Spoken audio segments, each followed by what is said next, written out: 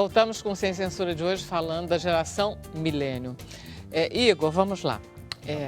A gente está falando agora do que você acha a respeito dessa pergunta. Tem mais homofóbicos, tem mais racistas e machistas?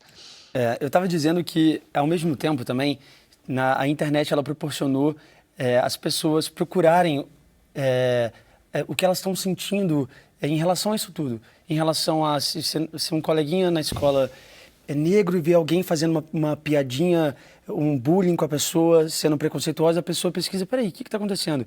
E vai ler sobre racismo. Ou a pessoa é nova e começa a sentir atração por alguém do mesmo sexo, um garoto, uma criança, ela pesquisa e vê que é normal, que tem mais pessoas assim como ela, passa a conhecer sobre isso. E aí, quando começa a lidar com os pais, que às vezes não procuraram saber sobre isso e tudo mais, tem um diálogo para poder conversar com eles. Então, ao mesmo tempo, isso é muito interessante, porque a nossa geração também proporcionou a gente mesmo procurar as coisas, em vez de só perguntar para o pai, sabe? Pai, isso é certo, isso é errado? Vocês não perguntam nunca para pai, né? O pai é que pergunta para você, não é isso? Mais ou menos, né? A gente pergunta para o pai, aí também a gente duvida e vai pesquisar. Mudou essa relação entre os pais? Mudou? Eu acho que mudou. Antigamente eu brinco que tinha um filme chamado Papai Sabe Tudo. Eu brinco que hoje o papai não sabe mais nada, né? A gente perdeu essa relação do pai ser absoluto, sabe? O que o seu pai e sua mãe falam, as certezas deles serem absolutas. Hoje em dia você duvida e você vai pesquisar sobre isso e fala, mas espera aí, você falou isso, mas aqui você está falando que isso é errado, mas olha aí tanto de coisa aqui que eu estou vendo na internet e não é certo. Então, acho que mudou sim a relação. Mudou essa relação, muda também a relação de autoridade. Mudou, Ailton? Completamente. Eu estava ouvindo isso sobre pai. De novo, eu não tenho filhos, mas eu estava ouvindo isso e ouvindo. A gente fez na PUC do Rio Grande do Sul uma capacitação docente dia 1º, 2 e 3 de março, antes de começar o semestre, dia 6. E uma das grandes discussões são os novos formatos de sala de aula, a aula invertida, que de vez em quando o aluno te ensina. É o velho Paulo Freire, ensinar aprendendo e aprender ensinando, enfim, que um bom professor tem que ter isso em mente. Mas que, acima de tudo, não tem mais espaço para o professor que tem a plena autoridade, o pleno saber e vai lá e deita seu saber sobre os pobres servos. E a gente tem que bater bola. Gente, essa é a natureza. As autoridades absolutas se quebraram. Não tem mais ninguém em pedestal. Ninguém entra numa sala sabendo tudo. Não tem um pai que, pelo simples fato de ser pai, sabe tudo. O que, de novo, né, usando a frase da minha sábia mãe que está assistindo o programa, o que o jovem às vezes precisa entender é que o cara mais velho às vezes sabe pegar o atalho, porque ele já viveu 2 semanas mais do que ele. Então talvez a gente possa dizer assim, cara, vai com calma, o mundo não acabou. Respira fundo. Essa frase vai com calma é bem de gente mais velha para gente mais jovem. Mas né? assim, relaxa, coisa... senão não encaixa. Tá? De qualquer maneira, né, Ailton, não há mais conhecimento. Não. Uma pessoa não abarca conhecimento. A gente pode passar mais experiência, a gente pode passar muitas vezes até um traquejo maior. Agora, conhecimento absoluto não existe. Como. Até porque tem tutorial, porque eu posso buscar. Isso. O cara, muita coisa que se é para ler o livro para ele, Você acha que me deixa em casa que é caminho, né? Você acha que a gente questiona mais essa geração? Questiona. Eu acho que essa geração questiona e tem uma capacidade de enfrentamento que a minha geração não tinha. É muito mais fácil para essa geração questionar a minha geração, e até criticar. A minha geração tinha, se eu não gostei da sua roupa, não gostei enfim, de qualquer coisa, a minha geração tinha mais prurido em dizer isso. Essa geração fala na lata, é muito mais... Pois eu queria até voltar aqui para o Igor, porque como ele fala na lata uma série de coisas, vamos lá, Igor, eu queria que você falasse do seu trabalho. Vamos lá. Engraçado, quando você falou do tédio, eu fiquei pensando também que eu tinha acabado de terminar um trabalho que estava fazendo na televisão e eu falei assim, estava trabalhando já há muito tempo, eu falei, agora eu vou ficar um pouquinho de férias. Eu fiquei um dia e fiquei assim, o que eu vou fazer na minha vida? Preciso produzir alguma coisa, não vou ficar esperando ser chamado, porque o ator tem disso, de ficar talvez esperando para ser chamado para uma novela, para um filme. E eu falei, não, eu vou fazer alguma coisa, não vou ficar parado. E comecei a desenvolver esse texto, que é a minha peça que está em cartaz no Teatro Ipanema. Conta essa sua ideia. Vou contar. Eu assisti um documentário chamado A Ponte, que já falamos sobre isso. Um documentário que um diretor, ele acabou registrando muitos suicídios na ponte Golden Gate Bridge, em São Francisco, que é uma ponte conhecida justamente por muitas pessoas irem lá para se jogar lá de cima. E quando eu assisti isso, eu achei um absurdo o número de pessoas que vão lá justamente para esse ato fatal. E eu resolvi escrever uma comédia sobre isso, de uma forma leve, que valorize a vida.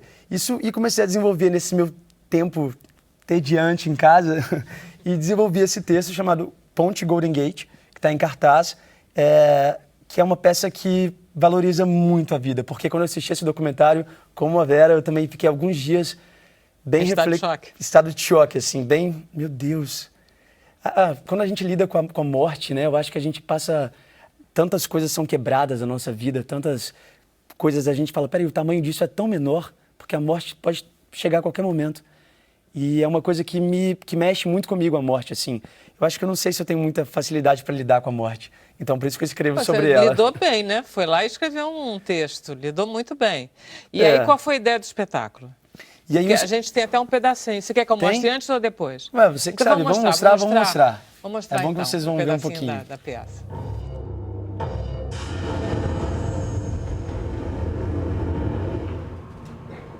Eu tô com medo. Eu sei, tô com muito medo. Olha só. Você sabe por que as coisas acontecem com a gente? Por que logo você foi escolhido para passar por isso? Essa pergunta não tem resposta. Tem sim. Eu sei a resposta. Ah, sabe? Desce aqui.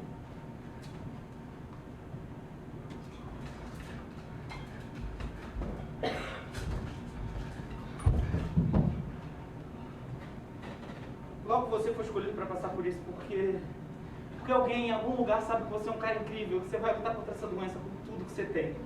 E que um outro alguém vai, sei lá, descobrir um tratamento para essa doença, você vai ser a primeira pessoa do mundo a se curar disso. E tem mais, a sua visão de mundo ela vai mudar tanto que você vai poder até fazer umas músicas lindas, iguais a da Adele. Dorinha vai morrer?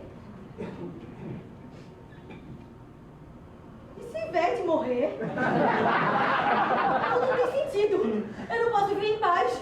Você pergunta pra perder pai, mãe e Ivete. Você tá certo, eu vou me jogar. Vamos fazer o seguinte, eu vou na frente, um dia você me encontra lá. Quem espera que a vida seja feita de ilusão? Maluca! Outra técnica maluca ou morrer na solidão. Eu não vou morrer na solidão pra mais tarde. Não sofrer. É preciso saber viver. As pessoas então riem. As pessoas riem, elas choram. De nervoso? Não, riem de risadas mesmo, Tá. de leveza, porque é uma peça que trata de morte, até de suicídio, mas de uma forma leve, que te faz refletir, te faz rir. E esse é o grande mérito da peça. Gostei muito desse personagem que quer morrer porque Ivete vai morrer, muito bom. A Janete, ela é maravilhosa, baiana de Ilhéus. E as pessoas vêm falar muito isso comigo, nas críticas também escrevem sobre isso, que eu consegui, de certa forma, tratar do suicídio, um tema tão pesado, de uma forma leve, que faz você realmente valorizar a vida, sabe? E questionar também o sentido da vida. É uma coisa que a gente tem na peça, que as pessoas se perguntam, por que a gente está aqui? Se a gente nasceu sabendo que a gente vai morrer um dia, por que a gente está aqui? O que a gente está fazendo aqui? E a gente fica todo mundo procurando essa resposta ao longo da peça.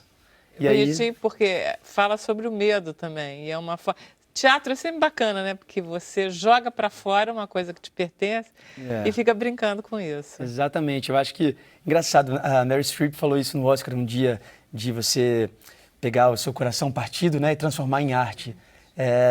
E com a peça eu faço isso com as minhas dores também, sabe? Com os meus medos, eu tento transformar em arte. Quando a gente escreve, a gente coloca ali tudo que a gente está sentindo, a gente se expõe, né?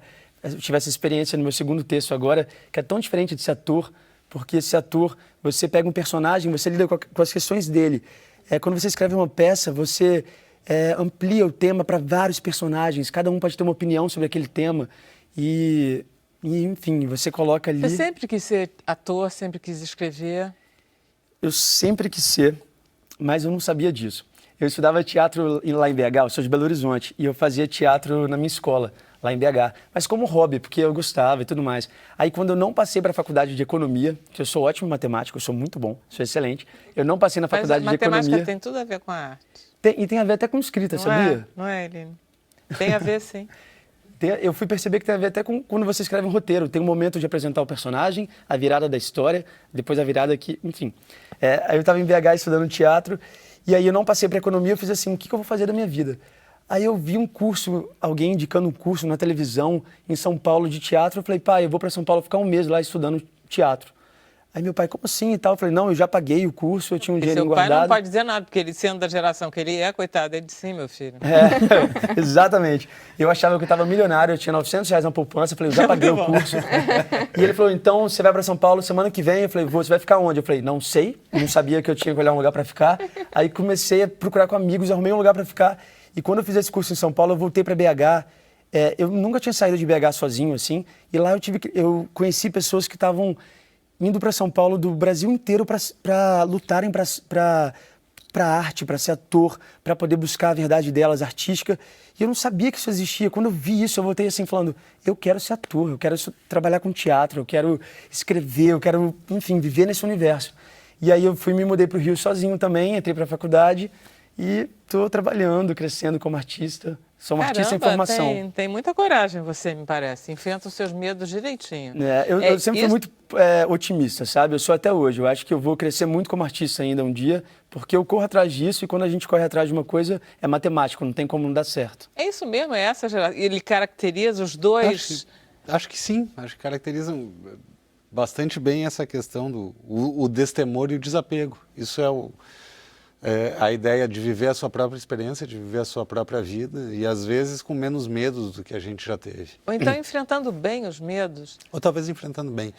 Eu tenho a sensação que a internet protege eles um pouco quando você vai para São Paulo, que você vê lá a cara do quarto que você pode ficar, tem 50 hospedagens, não sei o que não existia antes. Isso protege um pouco. O mundo está menor, né, Vera? O mundo Engraçado, fica muito maior menor. E ao muito mesmo menor. tempo muito menor. O mundo é Agora, menor. A globalização começou esse processo, né, gente? Os países começaram a ficar mais parecidos. Ontem eu estava lendo a pesquisa do programa e você fala sobre o desapego, né? Que é mais ou menos isso que o Igor estava falando, né? Você fala que os jovens eles têm uma tendência a pedir demissão quando não estão satisfeitos com o emprego, a mudar de empresa e, enfim, a mudar de cidade. Isso tem um lado positivo e um lado negativo, né? Essa questão, ao mesmo tempo, pode atrapalhar porque eles estão menos envolvidos com as empresas, né? E, eventualmente, até no lado afetivo, eles têm um certo receio dessa ligação que pode ser mais profunda. Isso pode ser negativo. E ao mesmo tempo, faz com que a vida possa ser mais leve. Isso pode não... Eles não sentem... Não estou dizendo que isso é bom, mas não sentem, não se permitem sentir a mesma dor. Maravilha. A gente vai terminar, mas é só provisório o nosso fim de programa. Isso é uma coisa muito moderna. Eu queria agradecer muito aos nossos convidados, convidar vocês para voltarem segunda-feira às 5 da tarde. Mas se vocês por acaso estiverem no Facebook, a gente continua. Foi um prazer tê-los aqui.